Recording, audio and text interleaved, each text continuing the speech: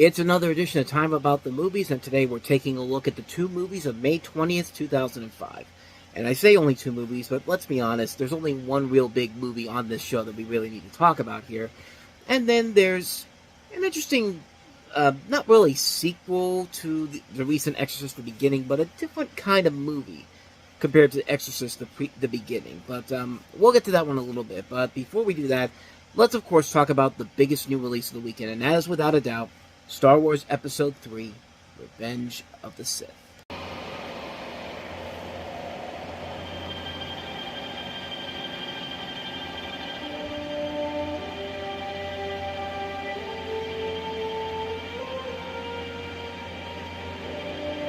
For over 1,000 generations, the Jedi Knights were the guardians of peace and justice in the Old Republic, before the Dark Times, before the Empire. A young Jedi named Darth Vader, who was a pupil of mine until he turned to evil, helped the Empire hunt down and destroy the Jedi Knights. Vader was seduced by the dark side of the Force.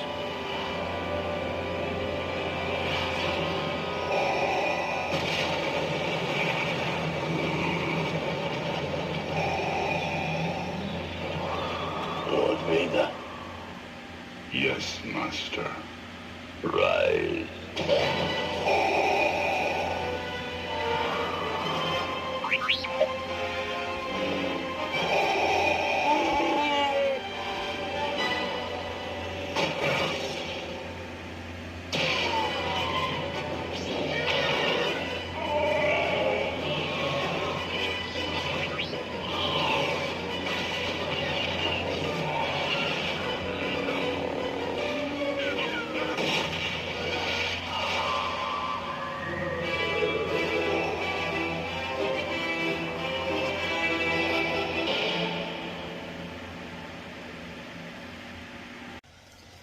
Yep, the movie where they got it right for the most part. About, let's say, maybe 95% of the movie.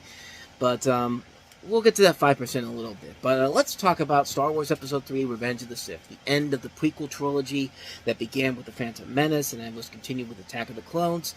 And now we have the film that's going to lead into Star Wars Episode 1, Episode 4, A New Hope.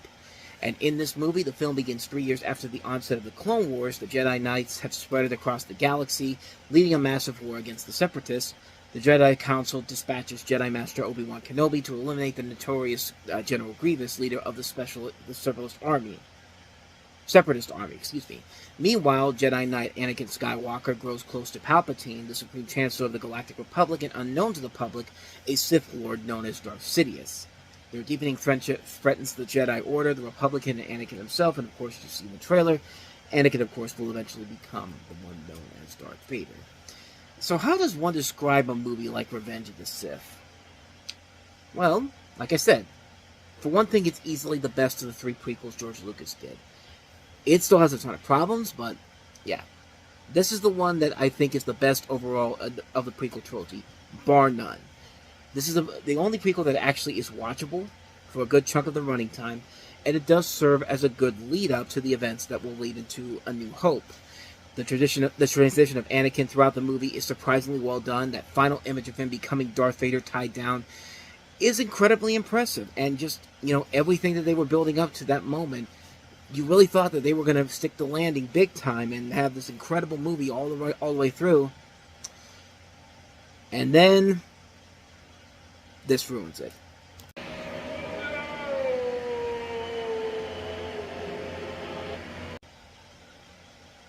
Just why?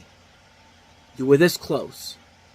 You were absolutely this close to the finish line. And then you blew it. You blew it big time, and while this isn't a killer that makes the entire movie unbearable, what happens after that scene and what happens around that scene really takes a lot of the greatness that was in the that was in 95% of the movie beforehand. Because, I'm sorry, that's a terrible scene, that way to end that scene. You've got this incredible scene where Anakin, the Anakin that we knew beforehand is gone, and now it's Darth Vader. He's got the helmet on. That slow rise from him coming up on there with his hands up in the there. It's like you hear the breathing for the first time, and George Lucas just couldn't let that go. No. He couldn't stop insulting his audience even more, but he had to give us one more stupid-ass cliche in the histories of movies, and that one scene turned Darth Vader into such a pussy. Like, one of the most badass villains in the history of cinema. Like, it's amazing how that just ruins the entire movie, the entire end of the, nearly ruins the entire end of the movie is what I should be saying, because right after that, it feels like there's a cliff they just go through cliff notes, like, you know, we got to set everything up for the next movie. Let's put Luke on this planet here, you know, let's have them build this Death Star, you know, let's have Obi-Wan talking to somebody about talking to his old master again, Qui-Gon Jinn, you know. They crammed so much stuff in the last 5 minutes, and it feels like they just rushed it. And it's like the complete opposite of what they did with the Lord of the Rings. Like in the way the Lord of the Rings, yeah, there's a ton of endings, but you felt like that was warranted. We didn't think we were going to head back to Middle-earth after the end of Return of the King, before we found out that Hobbit was getting made.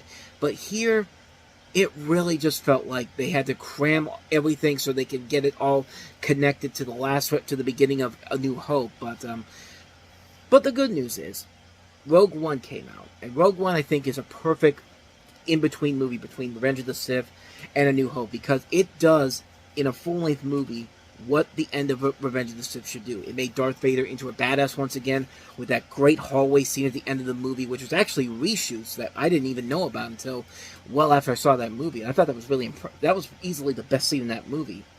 And like I said, it made Darth Vader badass again.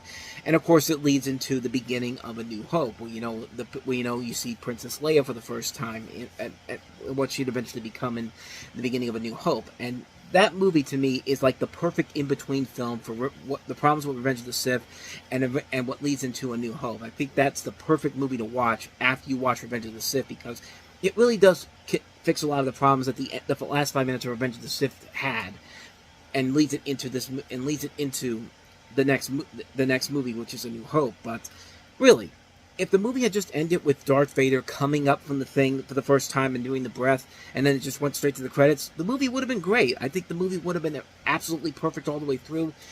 Would have been one of the best movies of the year. But no, I'm sorry. The rest is that scene in particular just takes a lot of the charm and takes a lot of the fun out of it when you have to just cram everything in the final 5 minutes like that. But look, like I said, the movie isn't terrible by any means. It's still a very good film. A really good film at times, but that last 5 minutes really just felt like it was rushed. It felt like it was unnecessary. They just crammed in way too much stuff in there. If you want my opinion, stop the movie after Darth Vader rises and you hear him breathe for the first time, then go straight to the end credits. You feel like you've watched a great movie overall, and it gets you set up for Rogue One, and then eventually Star Wars A New Hope. I feel like if you watch that last 5 minutes, it takes away a lot of the great stuff that was in the rest of the movie in general. But like I said, none of it really hurts the movie in terms of the overall enjoyment level. It just really takes a great movie and makes it just a good movie in general. And I know Star Wars fans aren't going to like what I have to say, but you know what? You guys still haven't gotten over me saying that Star Wars is better under Disney. 1 like out of 9 dislikes over 1 like, really? Like, but then again, this is the internet we're talking about here. But overall, I do like Revenge of the Sith. I think it still is easily the best of the 3 prequels. A lot of it works. I just wish that last 5 minutes would have been much better. Once Darth Vader says no, it just really takes a lot of the air out of the room. It just takes a great movie and just makes it a very good film. But I feel like it could have been a whole lot greater if he had taken that last 5 minutes out. That's my personal opinion on it. But once again, Star Wars fans are going to let me know right away how they feel about it. But I digress. Let's go ahead and move on to our last movie, which is our good friend Paul Schrader, Dominion prequel to The Exorcist. His movie, his version of Exorcist the Beginning. So let's see what good old Paul Schrader has to say about this. Roger Ebert calls Schrader's Exorcist prequel a milestone in movie history. Not a director's cut, but a different director and a different film. From this creature. A strong, true, and intelligent film that kept me fascinated and fearful from beginning to end.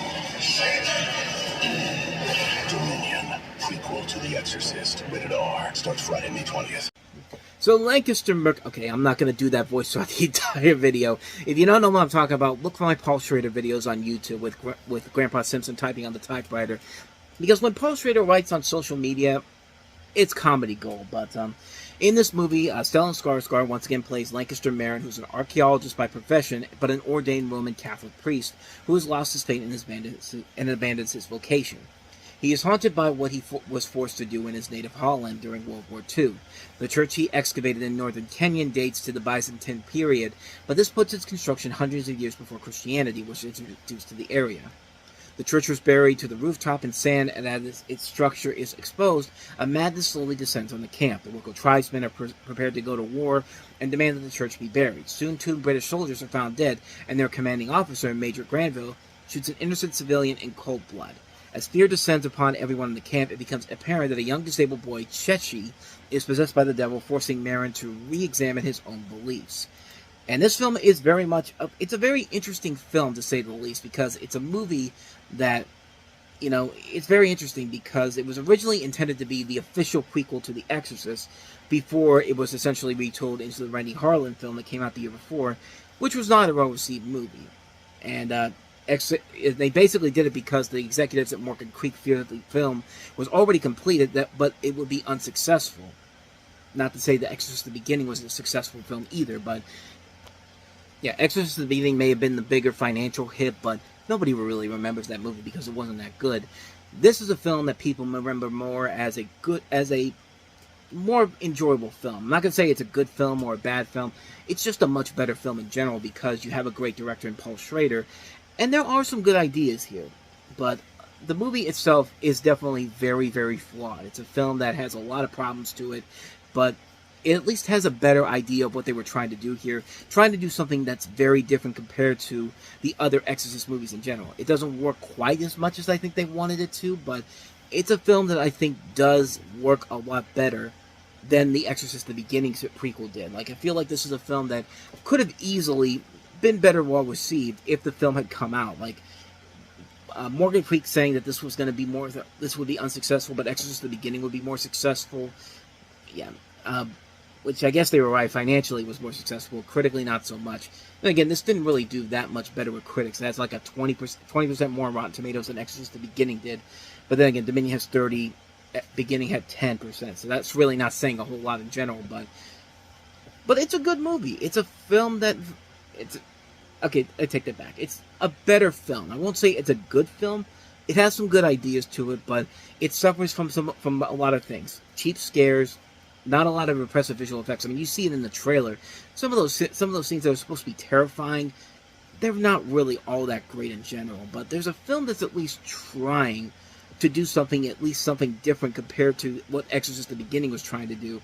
I don't think it worked all the way through. Obviously, it didn't work all the way through, but I give him credit for at least trying to do something different and doing something that could be close to being good. I mean, it is close to being something enjoyable, but it does take it in an area where you really do hope that there was something that was going to be capable of being entertaining or good from it, and it's not quite there, but it isn't bad either. It's just a kind of a mixed bag movie, if you will. A film that's passable, but it's nothing too significant. It's definitely a better movie than Exorcist the Beginning, but then again, it's really not saying a whole lot. I give him credit for releasing it so we could see what this version was like. And yeah, it's a mixed bag movie. I think it's okay. Nothing too great, nothing too bad either. Just kind of run of the mill. But it certainly is a lot better than what we got with Exorcist the Beginning. So I'll give it that.